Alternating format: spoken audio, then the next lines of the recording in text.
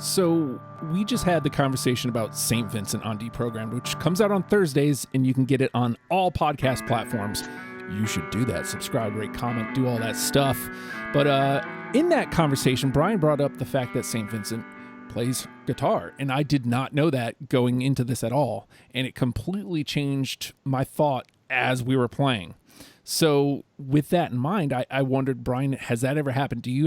Have you ever found out something about a musician and it just kind of changed how you thought about them in the positive? Yeah, I mean, it happens a lot in pop music, I think. For me, it was like when I realized that Taylor Swift writes her own music, it made me respect her. I mean, I already liked her music anyway because I'm like half gay, but half. Yeah, I'm bi, so I'm half. But finding out she writes her own music, I was like, I fucking love her even more. Like, I have so much more respect for artists who write their own music.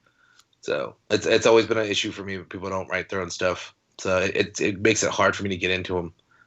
Oh, I get that. Now, Peter, have you had that happen to you where you find something out and it just kind of changes you for the better?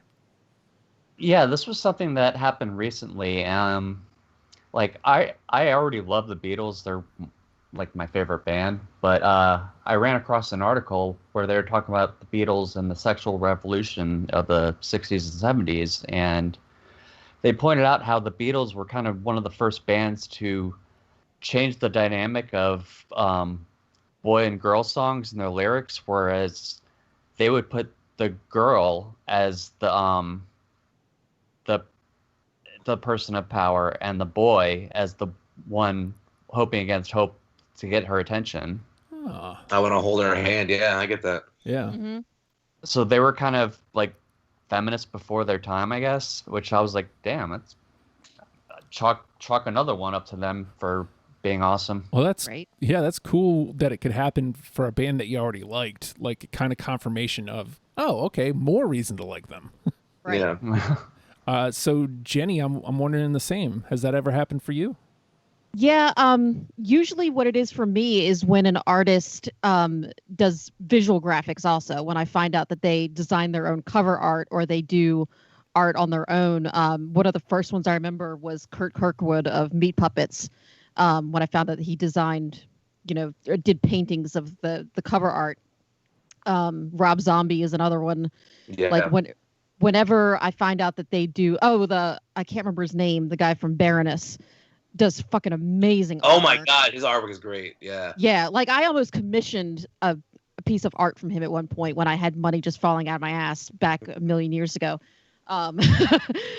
It just an extra layer on music that I already love to find out that they're creating something visual to go with it.